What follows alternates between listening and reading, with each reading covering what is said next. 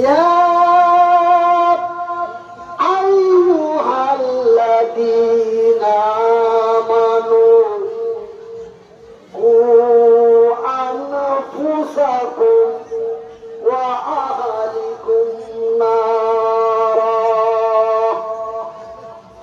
ঈমান ওয়ালা রে বিশ্বাসী গণেরা, আল্লাহ রাব্বুল আলামিন বলেন ইয়া আইয়ুহাল্লাযীনা আমানু, ঈমান ওয়ালা রে বিশ্বাসী গণেরা, তোমরা আমাকে যারা এক আল্লাহ লা শারীকা লাহু বলে বিশ্বাস করেছো, হে বিশ্বের বিশ্বাসী গণেরা, তুমি বাঁচো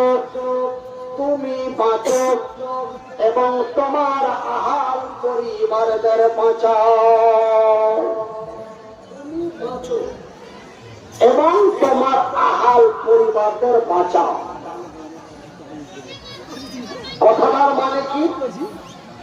আল্লাহ রাব্বুল আলামিন আমাকে বাঁচতে বললেন এবং আমার পরিবারদের বাঁচাতে বললেন। আমার মা বাবা ভাই বন্ধু দাদা দাদি নানা নানি আত্মীয় স্বজন এলাকাবাসী গ্রামবাসী, মানে তুমি বাঁচো এবং তোমার আহাল পরিবার তোমার